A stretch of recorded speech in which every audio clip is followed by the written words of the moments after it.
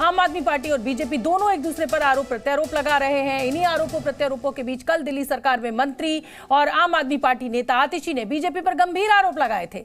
आतिशी ने कहा था कि मेरे करीबियों के द्वारा बीजेपी की तरफ से मुझे अप्रोच किया गया और कहा गया कि बीजेपी ज्वाइन कर लो, वरना आने वाले 1 महीने के अंदर ईडी मेरे घर पर रेड करेगी और मुझे गिरफ्तार कर लिया जाएगा।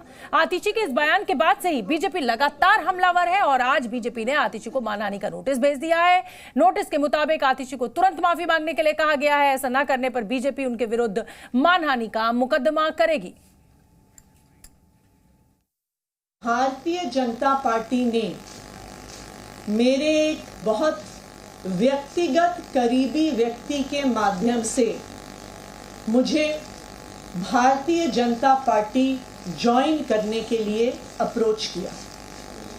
मुझे ये कहा गया कि या तो मैं भारतीय जनता पार्टी ज्वाइन कर लूं, अपना पॉलिटिकल करियर बचा लूं, अपना पॉलिटिकल करियर बढ़ा लूं, और अगर भारतीय जनता पार्टी नहीं ज्वाइन करी तो आने वाले 1 महीने में ईडी द्वारा मुझे गिरफ्तार कर लिया।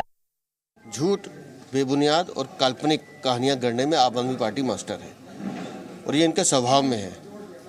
जब ये चारों तरफ से घिरते हैं तो कोई ना कोई कहानी झूठी गढ़ देते हैं। कल जब आतिशी मार लेना ने ये बोला तो हमने तभी कहा था कि आप तथ्य सामने रखिए, अन्यथा माफ़ी मांगिए, नहीं तो हम कानूनी कार्रवाई करेंगे। इसलिए उनको डिफेमेशन नोटिस भेजा गया है।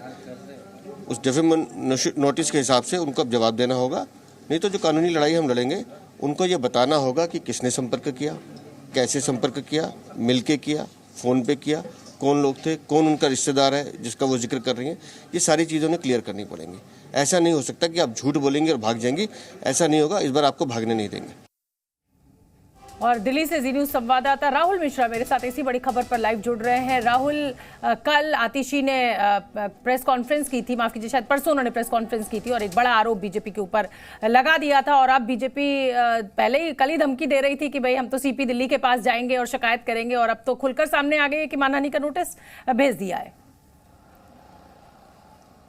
देखिए, कल ही बीजेपी ने कह दिया था साफ तौर पे कि यदि आतिशी नाम का उजागर नहीं करती हैं, इस बार टच एंड गो नहीं करने देंगे। इस बार आपको नाम का उजागर करना होगा कि आखिर में कौन आदमी था जिसने आपसे संपर्क में किया था, उसके नाम को आप उजागर कीजिए। और यदि नाम नहीं है तो आप आकर के और उसके बाद सार्वजनिक तौर पे इसको माफ़ी मांगिए। 6 बजे तक का कल का समय दिया था बीजेपी ने, और ये आप यदि नहीं करते हैं तो मानहानि का आपको नोटिस भेजा जाएगा। मानहानि के नोटिस के बाद उसके बाद आगे की कानूनी कार्रवाई यहाँ पर की जाएगी।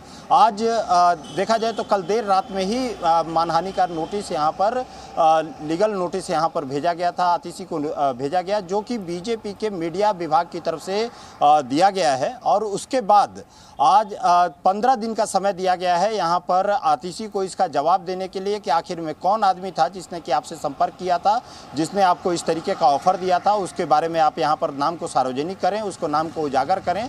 यदि आप नहीं 15 दिन में करती हैं तो यहाँ पर आपके ऊपर या तो सिविल नहीं तो क्रिमिनल यहाँ पर केस दायर किया जाएगा बीजेपी की तरफ से। 15 दिन का यहाँ पर समय आतिशी को दिया गया है। अब देखना ये होगा कि आखिर में 15 दिन का क्योंकि समय यहाँ पर है, तो अब आतिशी की तरफ से यहाँ पर क्या जवाब आता है, नाम कौन है, कौन इसमें शामिल है, कौन था जिसने आतिशी को संपर्क किया था या आतिशी को इस तरीके की बात कही थी। अब देखना ये होगा कि आतिशी की तरफ से क्या यहाँ पर जवाब आता है, इसका इंतजार जरूर करना होगा।